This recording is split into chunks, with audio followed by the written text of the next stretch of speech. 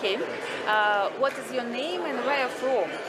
My name is Maram, Susli, and I am from Syria. That's where I was born. I currently live in Australia. I'm Australian as well. And what do you do? So I have a degree in science, but what I do is I work as a journalist and a reporter on social media.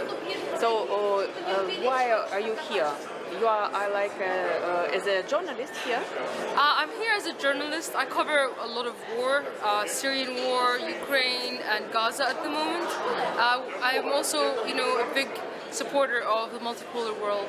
So this is why I'm here. And what do you think about multipolarity? Is it only a dream or it could be a reality? I think we're already starting to establish it as a reality, especially now that I've been here and I'm seeing all of these countries come together. When I was a little girl, I dreamed of world peace, and yesterday and today made me feel like maybe it's a possibility. And what don't you like in politics of USA and Western countries? And what is dangerous, do you think, for other countries in such politics? I'm from Syria, and my country was destroyed by the Western hegemon and the unipolar world. I would like for them to, shed what I believe is the real source of their problems, which is Zionist control. I think that's the only reason that they attacked Syria, and that's why we're seeing a genocide right now on the international stage. So I think the Americans themselves are probably good people, but if they were to shed these powers, the evangelical Zionist movement, and take back control of their country and bring it back to traditional values, then maybe we can join them into the multipolar world.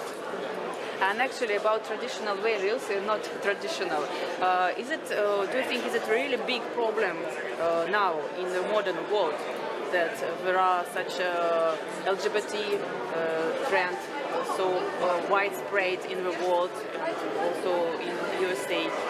I think it's not just even the LGBT. I think in general, all values have broken down, and people just have no culture anymore and no family values, and nothing has any value anymore. Everything beautiful is ugly. I liken it to an experiment called the Rat Utopia, where humanity is reaching a stage of a behavioral sink in the West, and that's why the birth rates are so low. We're heading to extinction because these values have destroyed the family and make everything pointless, really. It's a terrible. For me, it's very difficult to live in the West because it surrounds me all the time. And what will you tell to your TV viewer, or to your do you write? Do you write or a TV journalist? Where do you work? On TV or in press? I write. I'm independent, so I write for various newspapers. At the moment, I write for El Mayadeen, but I usually use Twitter as a partisan girl. And I have a YouTube channel, Syrian Girl Partisan. Okay, so what are you going to tell your viewers, your readers, when you come back from this forum?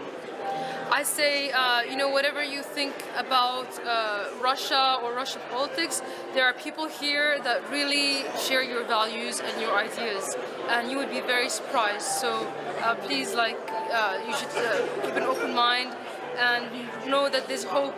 Here, there's some people here that are carrying the torch for traditional values and to basically save the West. That is the plan. And do people in Australia know the truth? What happens really in Ukraine, in Russia? I think interestingly, COVID really woke up a lot of Australians, more than I realized. And these Australians have really relearned about Ukraine. I'm not going to say that all Australians or the majority of them feel this way, but there's been a growing number ever since COVID, people realizing what's really happening in the world. So it's hopeful. But so you still have a job and still have a lot of things to do when you come back. I have to say there's work to be done, and we have ideas, so keep posted. We might have some new media coming up. Thank you very much. Thank you so much. Just a moment.